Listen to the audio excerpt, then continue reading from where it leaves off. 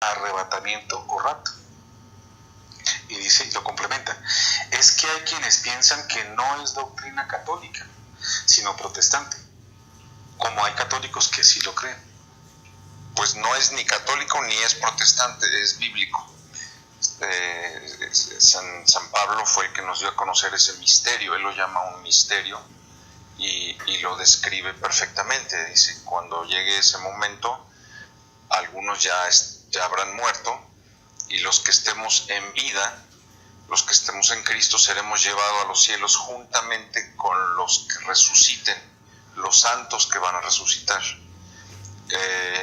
Y lo dice en la carta a los tesalonicenses, la primera a los corintios, y posteriormente tan es católico que todos los padres de la iglesia fueron milenistas y conocían el tema del rapto, sobre todo San Ireneo, que es, junto con San Papías, discípulo directo de San Juan, el autor del Apocalipsis. Y así todo, o sea, digamos, hay mucha doctrina católica que rescata sobre todo en nuestros días el padre Manuel Lacunza, y después de Lacunza hay otros sacerdotes como Leonardo Castellani, o sea, grandes teólogos que lo han rescatado. Yo diría que no solamente es católico, sino que tenemos el deber de creer en ello, porque es verdad revelada. Que no nos lo podamos imaginar, eso es otra cosa.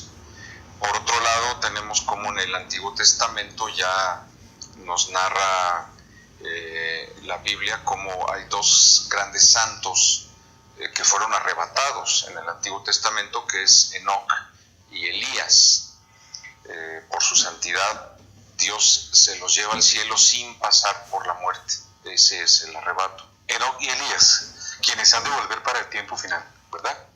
Exactamente, lo que se conoce como los dos testigos, que son los que van a denunciar la impostura del anticristo cuando él ya entre en escena mundial. Ya, de eso hablaremos más adelante. Sí. Sigue preguntando Enrique Torres respecto a la profecía de la reconstrucción del tercer templo de Jerusalén. ¿En qué consiste? ¿Y qué avances se han realizado hasta ahora en su planeación y ejecución? Está muy avanzado. De hecho, se hizo ya una licitación pública arquitectónica. Varios arquitectos presentaron varios modelos y de hecho quien ganó esa licitación, esa maqueta, ese modelo está en el Club Israelita en México. Tenemos ahí una copia de lo que será el Templo de Salomón reconstruido.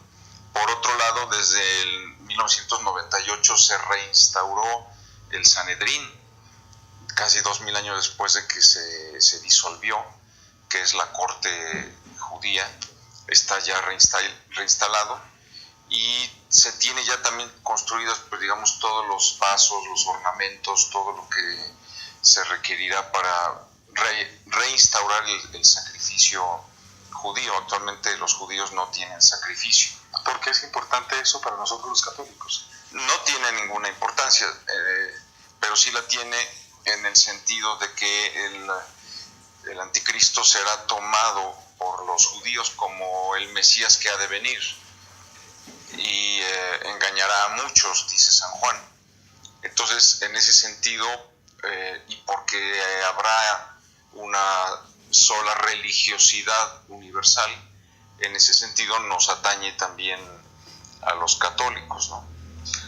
O sea que, según su respuesta, es importante lo que suceda con Israel, como muchos lo conocen, el reloj Claro. de Dios, porque lo que haga Israel en este momento determina también nuestro plan de salvación para los católicos. Explíquenos un poco esto, por favor. Exactamente, sí, porque cuando los judíos rechazan al Mesías, ahí comienzan los tiempos de las naciones, los llama San Pablo, o tiempos de los gentiles. Dios le dice a su pueblo, bueno, pues rechazaste al Mesías, diste muerte a mi hijo, entonces me vuelvo a los gentiles para invitarlos a entrar al reino, es la iglesia.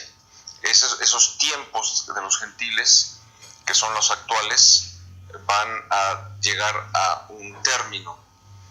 Y entonces Dios va a retomar la historia en donde se quedó. No puede quedarse la historia le dieron muerte al Mesías, lo crucificaron, Dios fracasó.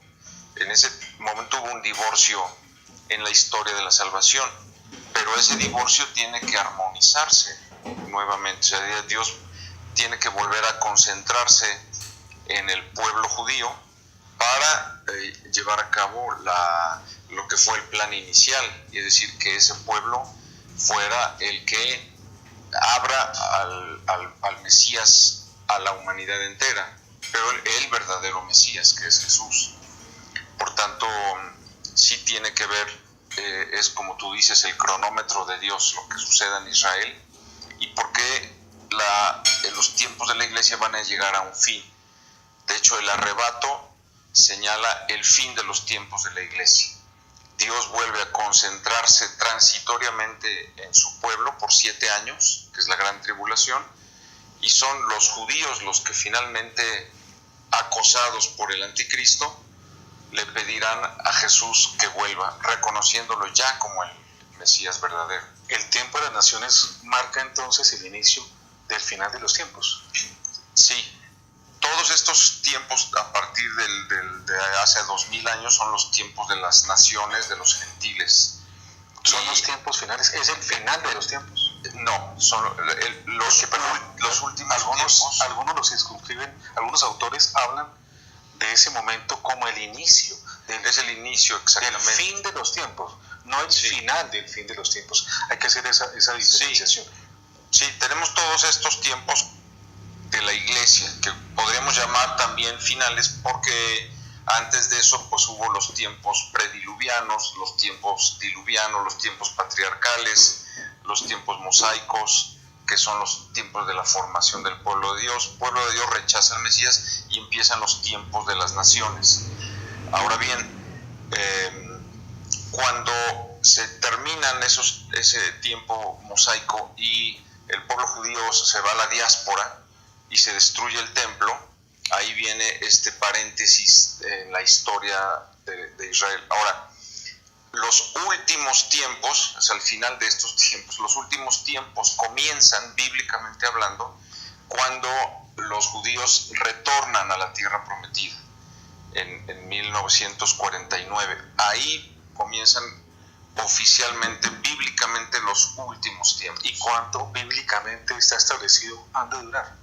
Dura hasta que comience la gran tribulación, hasta que la iglesia sea raptada y venga esa gran tribulación, ese gobierno mundial del anticristo. ¿Hay un lapso determinado? ¿70 años? ¿100 años? No sabemos. A partir de que iniciaron los últimos tiempos, en 1949, no sabemos cuánto venga. Lo más próximo bíblicamente es la guerra de Ezequiel, la guerra de Gog y Magog. Eso es lo que, según las profecías, es lo que sigue próximamente, que para nosotros sería nuestra tercera guerra mundial. Ezequiel describe una alianza de naciones en la que Rusia y los países árabes del norte atacarán simultáneamente a Israel.